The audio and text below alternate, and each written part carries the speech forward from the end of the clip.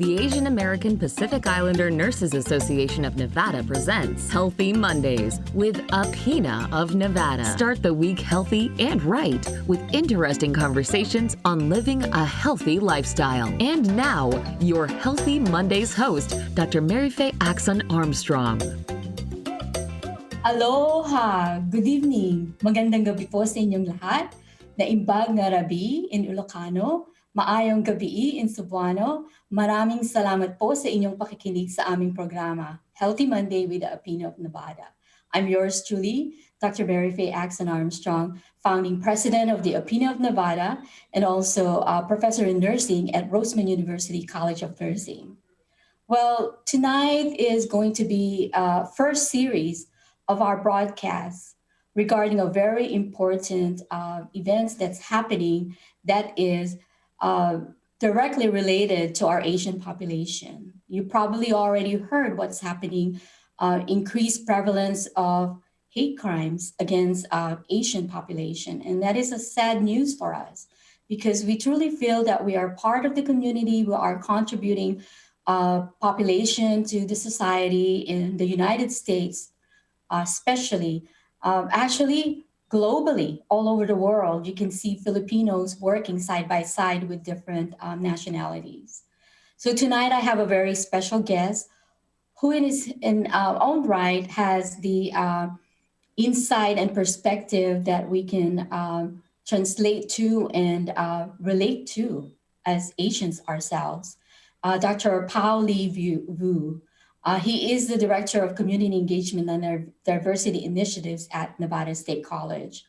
So Pao Lee is currently the Director, as I mentioned, for the Office of Community Engagement and Diversity Initiative at Nevada State College. And he leads various diversity, equity, and inclusion initiatives and programs at the college.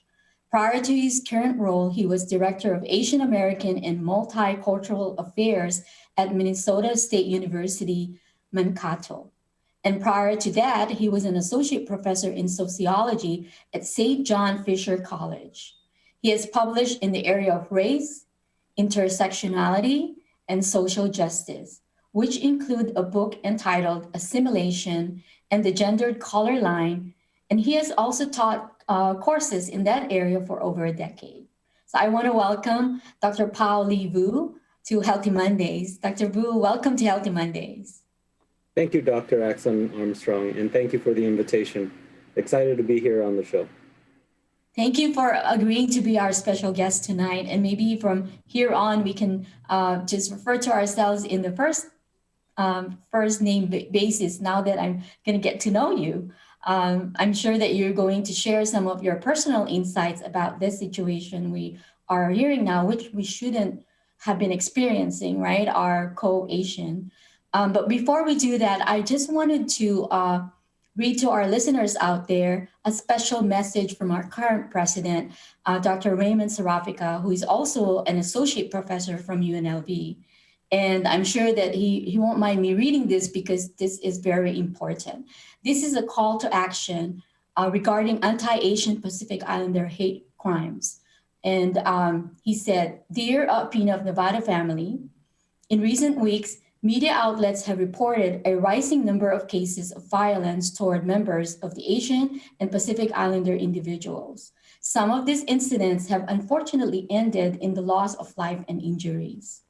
It is difficult to fathom in all of this violence that several of the perpetrators in these incidents are individuals who express their hatred to the Asian and Pacific Islander community.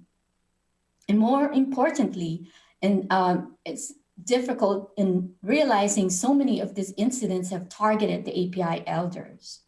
Elders are grandparents, parents, aunties, and uncles. They hold a special place in our families and communities. They teach us our histories in the stories they tell us.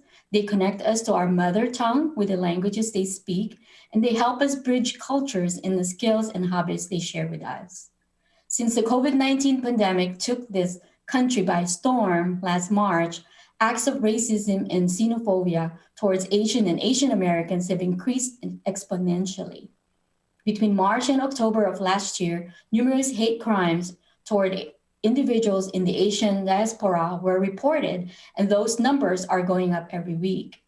At the same time, we have continued to fight another pandemic, systemic racism, of which police brutally tore communities of color is a symptom. To the entire Southern Nevada community, this is a call to action.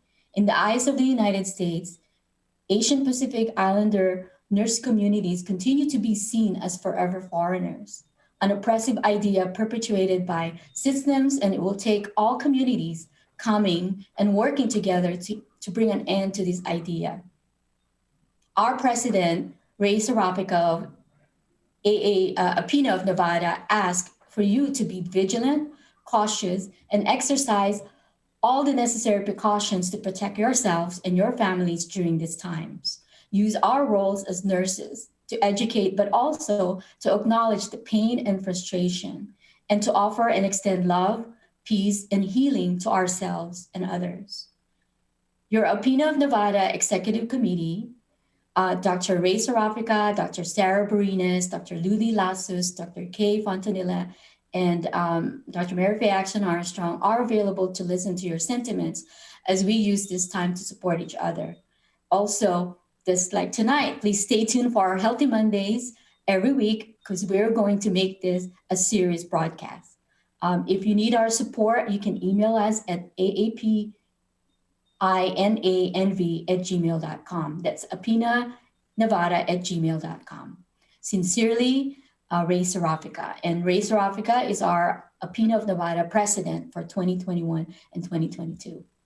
So now that I shared with you the message from our president, we'll go back to Pao.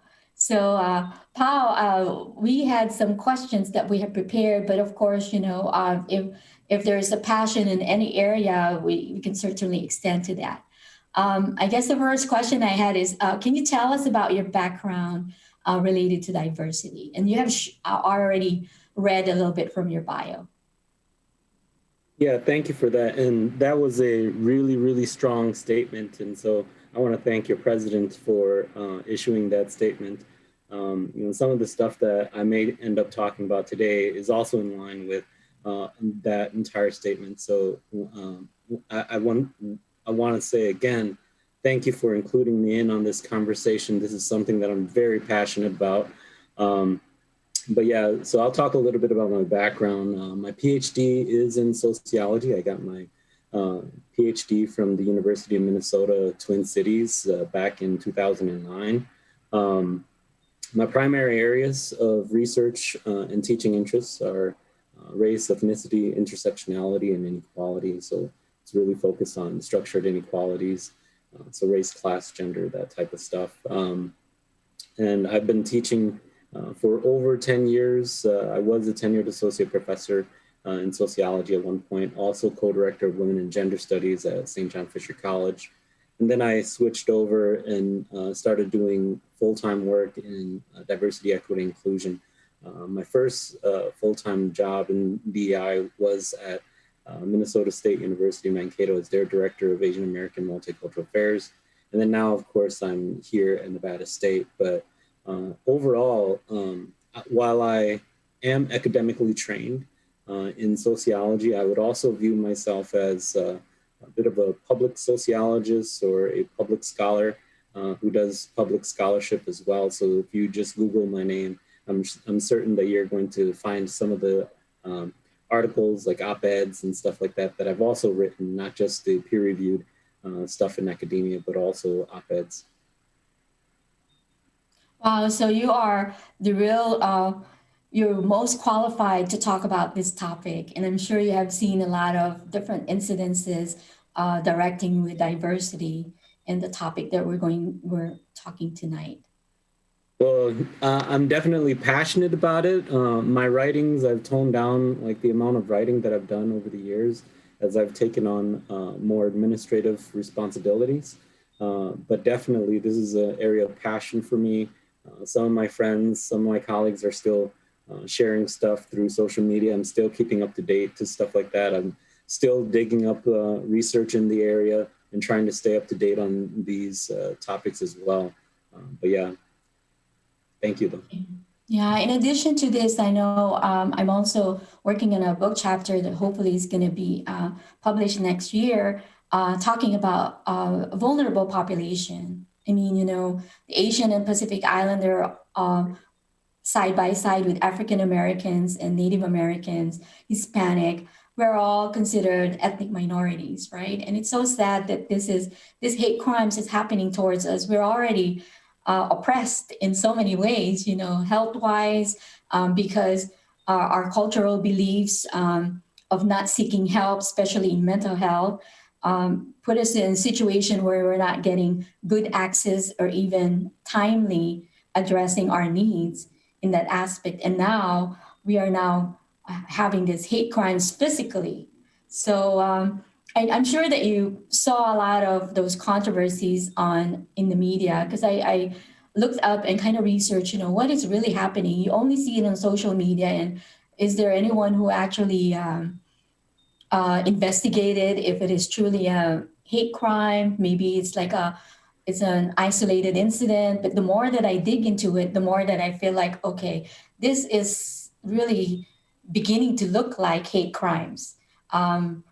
Because we don't know, sometimes the media will not give us the reality or truth, right? So there are some controversies about the recent wave of the attacks on the older Asian Americans. So coming from someone who is an expert in this and have seen probably all through the years different situations, what are your thoughts about this wave of attacks?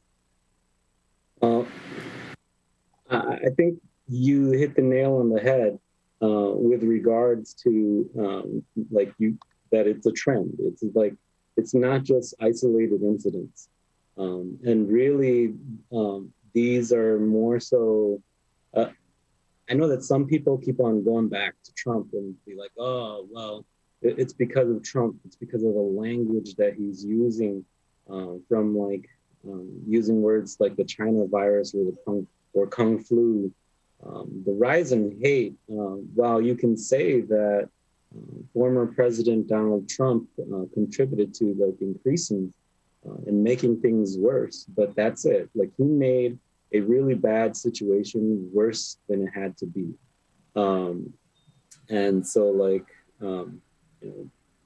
I think before even his hate-filled speech reached Americans, there were already rumblings of hate incidents. And of course, even before that, there was plenty of racism, but we just weren't paying attention to it.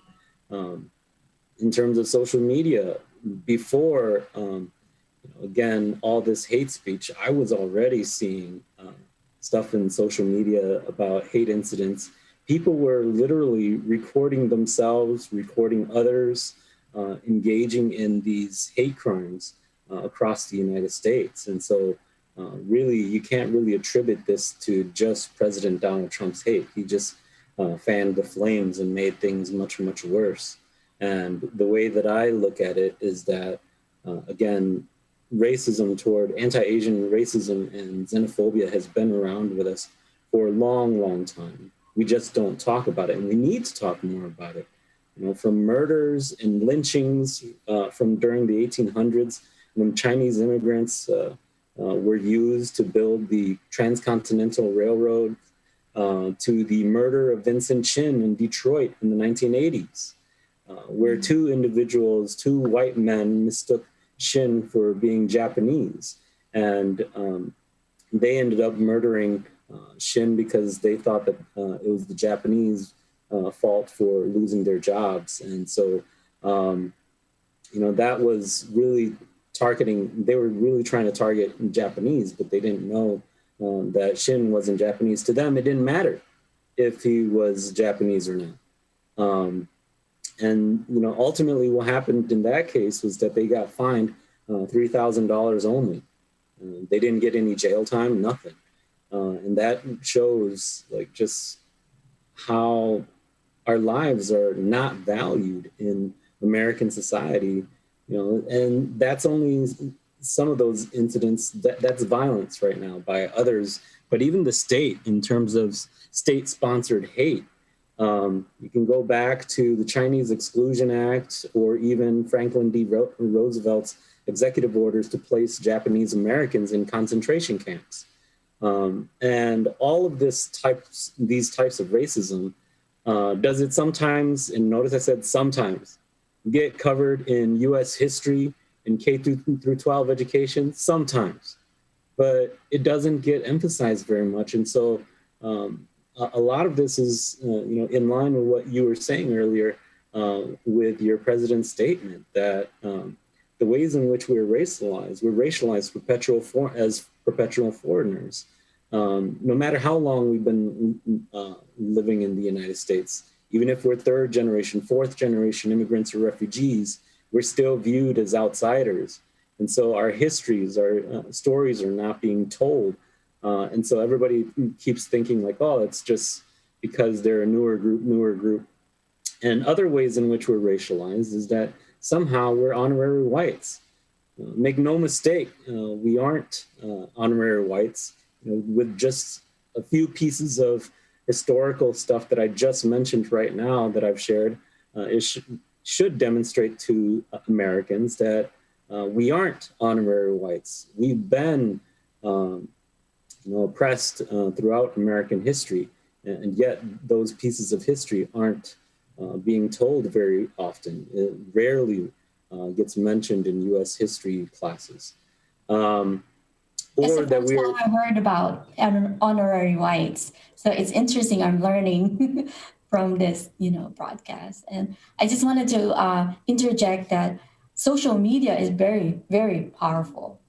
I mean, as individuals, responsible individuals, just because you heard it on social media doesn't mean it's true. You have to do your own research. Is this true?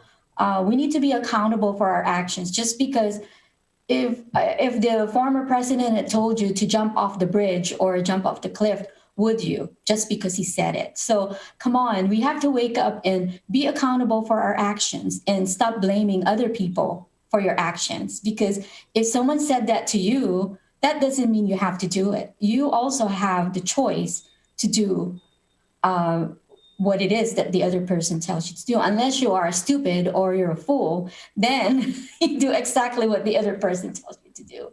So I think we need to be accountable for our actions. Also, Pao, you're right. We need to increase awareness. We need to talk about it. Just because it happened many years ago, and now look, it's happening again. So it's something that we need to talk about. And unfortunately, we don't have control of whether it's going to be consistently be talked about in the educational system, because it is important. The children, when they grow up, they will realize that is wrong, because sometimes children think that it's right. That's why they're children, and we have to guide them. I just wanted to share something that happened to me in Cincinnati. I had moved in Cincinnati, and I worked there, lived there for 4 years. And during that time, I was taking my lunch break in the lunchroom, and I had an young African American, and said, "Hey, Mary Faye, how are you?" And he said, "You're not white and you're not Black, so what are you?" So she asked me that innocently, so I was not offended or anything. And so I told her, "I'm an American." This is before they know about Filipinos, the brown race. So we have your brown race and yellow race. So I think it's more on with that incident. I felt like, okay, she just wanted to know. She just really didn't know. And I was not offended, but there's a situation that it's outright offending. Yeah, right. And words can hurt too, but then of course, physical violence can definitely hurt. Yeah. Indeed. Like the question that you got there, I've got it many times throughout my life. And it's a form of microaggression though. Like, it's like, well, what are you? And then like, it's often followed with, because I'm Hmong, it's like, well, what's that? And then like, where are you from? No, where are you really from? Because like, when people ask that question of where are you from, you say like, well, I'm from Wisconsin. And then they said, no, where are you really from? It's like, okay, maybe they're talking about like all the ways that I've migrated before. And I was like, okay, well, I've been in Tulsa before, I've been in Fresno, California before. And then they keep on asking, no, where are you really from? And that goes back to this perpetual foreigner kind of perception that we're new arrivals. But in actuality, many of us are not new arrivals. I happen to be born in a Thai refugee camp, but literally when I came to the United States, I was less than a year old, and so I'm an American through and through. And, my younger siblings, I have 4 younger siblings, and all of them are, born in the United States. My children are born in the United States. I have some nephews and nieces that have their own children now. And so if you think about it, it's more than just, it's down to the 3rd generation now. And I know for a fact that they're getting the questions too, like, what are you? And where are you from? Where are you really from? And so it's the same types of questions that, in terms of 1st generation, 2nd generation, 3rd generation, 4th generation, Japanese Americans, Chinese Americans, and I'm certain Filipino Americans, that all ethnic Asian groups keep on getting asked that question: what are you and where are you from? But in those questions, it really is a process of othering us, and perception that we can't simply just be American, that they need to know where we're from. We can't just be from Wisconsin. We can't just be from Nevada or California. And I had I don't know whether it was my 2nd year here, because I'm originally from the Philippines. And then after high school, then my family moved to Hawaii. And then from Hawaii, I moved here in 2016.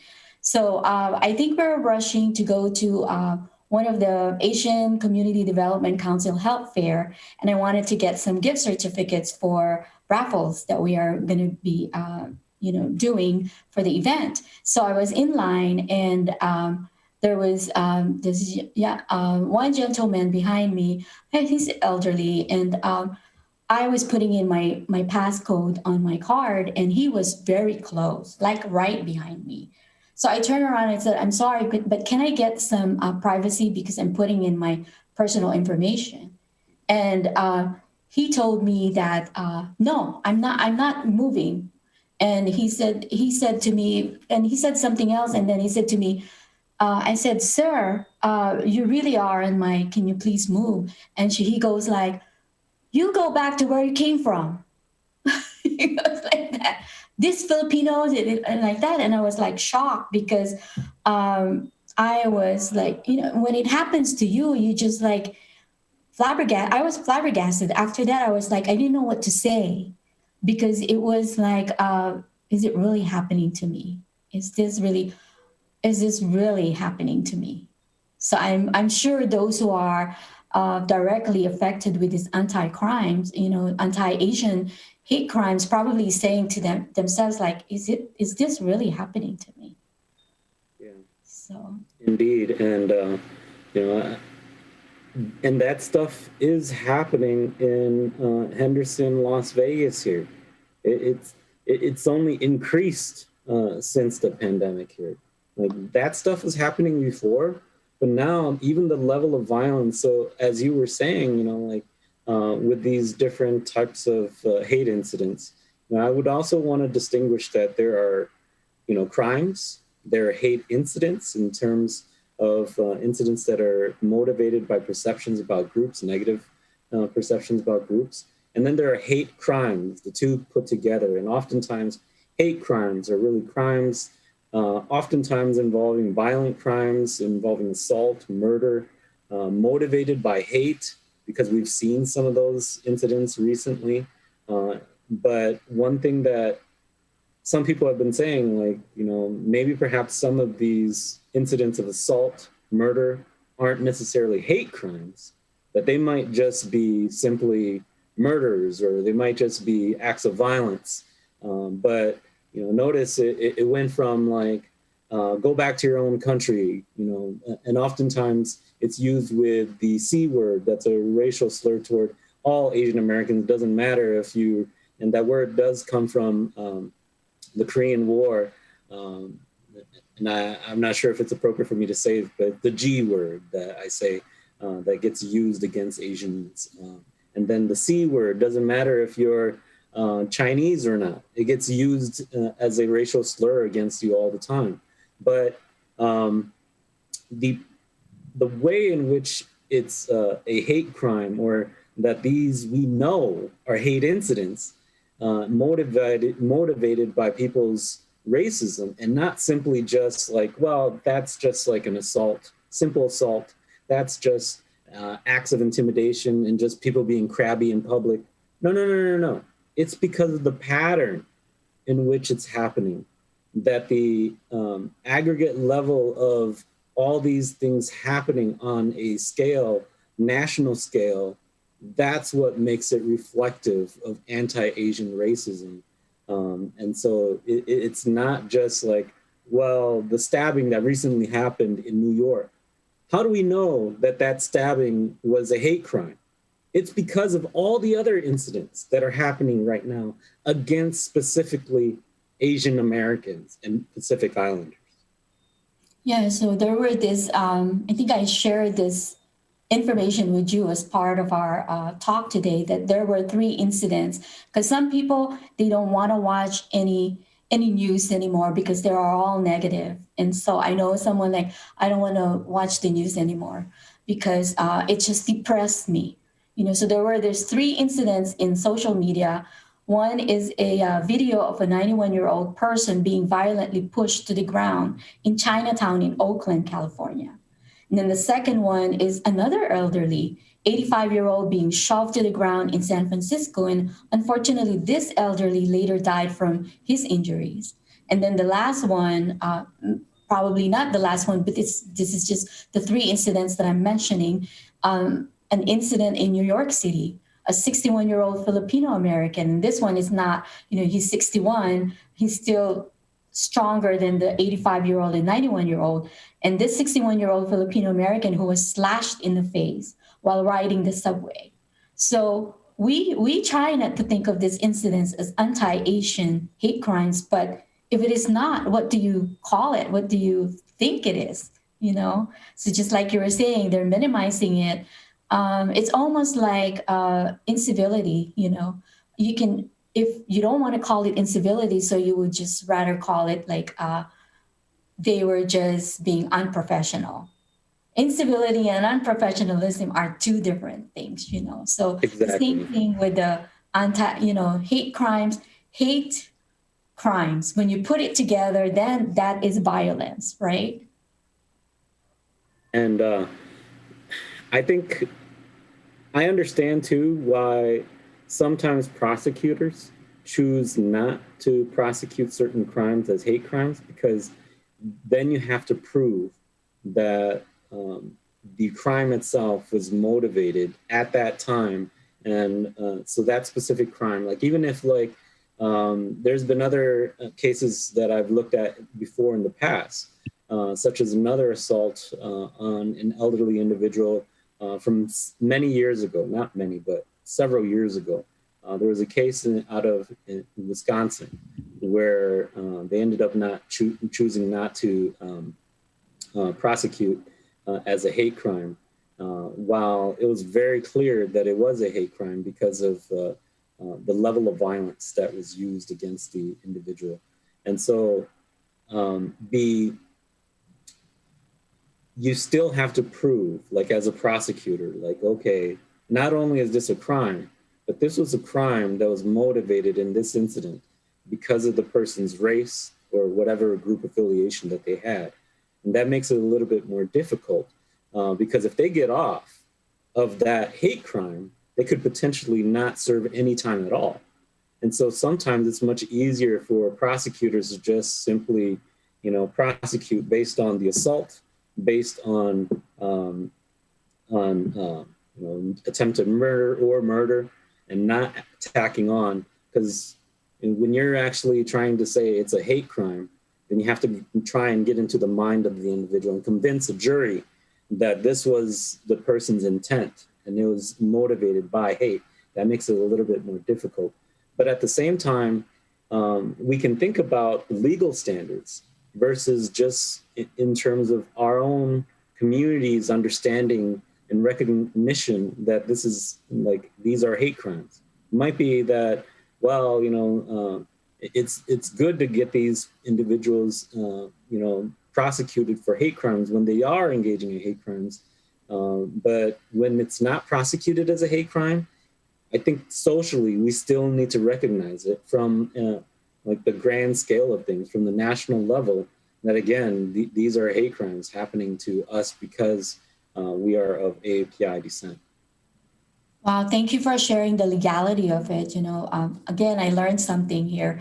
I guess what I hear you say is that it's easier for them to process it this way than this way, because then it's going to take a while before they can close the case, right? So it's almost like whichever is easier to process instead of calling as it is, because if it's called as it is, then if it happens again, then we know that it's truly stemming from that. So this is the reason why it's hard to nip it in the bud or do something about it, because it's not identified as it should be.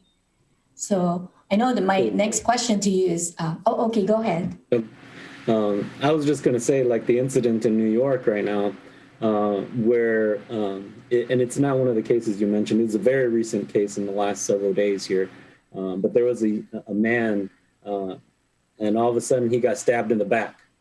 And there's a very high likelihood that this individual, this Asian American man, is going to die. And the thing is, the likelihood of them being able to prosecute that as a hate crime is, it's going to be very difficult to prosecute that as a hate crime, because it wasn't that the assailant said, F you, Asian person, coronavirus, blah, blah, blah, blah, blah. There was no dialogue. It was just like the man just stabbed him in the back. And so how do we know that it most likely, it probably is a hate crime? It's because of the pattern from a national level. But in terms of the court of law, when they prosecute that, there was no exchange that we know of. Like if there was exchange and there were some words and we can contextualize that, or perhaps if he wrote an email, if he told somebody ahead of time and said that I'm going to go do X, Y, Z because of Asian Americans or Asians and coronavirus, blah, blah, blah, then that would say, okay, then the motivating factor was indeed hate. It can be prosecuted as a hate crime. But if there's no evidence for that, then in order for prosecutors to be successful, it might be best for them to just simply prosecute it as a murder, attempted murder. Rather than identifying that it really is stemmed from the hate that they have in their heart and in their thoughts. So, wow, there's so many ways that we can educate the public about this incidences that we want to identify as hate crimes, but the legal system is just tricky in a way that to expedite the process. I guess that's what I wanted to say, expedite the process. So they would just rather identify it a certain way rather than identifying it as it is, so we can do something, really do something about it. Because then if it is not identified as an hate crime, then how can we address it properly? So, wow, time flies when we're having fun. Do you know that we already went through at least 30 minutes? So what do you suggest, Pao, we as a community need to do to prevent or minimize these incidents from happening right here in our backyard? What I meant is we can't control what's happening in California, New York, New Jersey, but we can certainly touch upon what's happening right in our backyard here in Southern Nevada, at least. And we also can't control what others are going to try and do to us. Exactly. It's the same thing like thinking about survivors and victims of sexual assault. They can't control what the assailants are going to be trying to do.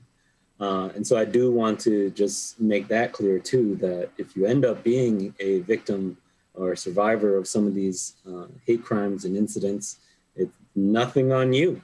It's all on these people engaging in these crimes, engaging in these incidents of hate. But what we can do is just ensure that we are reporting these incidents, reported to the police. One of the reasons why these assaults and these incidents keep happening to elderly Asian Americans is actually because they think that we're not going to report it. That's one of the factors that they just believe we're not going to report it. And so report it to the police, report it to, you can go to a website. It's called stopaapihate.org and report the incidents. Now, why does it matter that you report those incidents, even if it's a trip to the grocery store? And yes, this has happened in the city of Las Vegas and Henderson, because I've seen some of those reports that people are sharing online, that they go to the grocery store and these things are happening. Don't just go to the internet and share it out. Yes, do that, but also go to this website and share it as well and help us document it in terms of the country so that we can push and pressure legislators to act on it, to put resources into this. We can push for individuals so that it can be more visible and recognizable that these are hate crimes that are happening to us. Look out, as you were saying earlier from your statement by the president, look out for each other, look out for yourselves when you're in public, that we can't give up on living our life. Otherwise, we let the other people win in terms of the people that are committing these hate crimes, committing these hateful acts onto us. We cannot give up on living our life. Yet at the same time, we must be cautious these days because of just the extreme level of violence. And I also want to mention that it's not just on our elderly. As of late, we've been seeing those incidents of violence on the elderly, but I've also seen incidents of violence against young people, teenagers, severe acts of violence on some of our AAPI teens as well.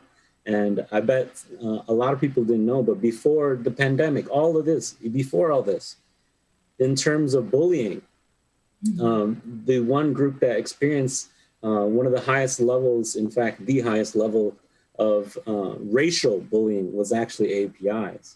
A lot of people don't know that. And yet we don't, again, it's recognizing that this is a problem. And now that we're in the pandemic, we're still not recognizing that these are ways in which AAPIs have been victims of these different problems. We really have to speak up. And that's why we are broadcasting this topic as a series, because we wanted to continue the dialogue. I wanted to bring in the younger generation too and what they think. And I think that if we increase the awareness among the children, the younger generation, they will carry through. If it's not included in the educational system, which should be, because that's where the bullying is happening, right? When they're younger and they don't know to determine whether this is right or wrong, or is this a normal way of growing up. You shouldn't have to have fear, and you shouldn't have to be subjected to physical violence as growing up. That is not normal at all. So thank you, Pao, for being our special guest tonight. Thank you so much for sharing your expertise, your experience, and insights about this very important topic. I also wanted to thank our partner, PHLV Radio, for helping us bring this important information to our listeners out there in the Valley and beyond, because my friends from Africa, from the Philippines, from Canada, from all over the world have access to our broadcast tonight. So thank you again. And remember, our listeners out there, remember, this is my cue. Every Monday is a healthy Monday. Aloha.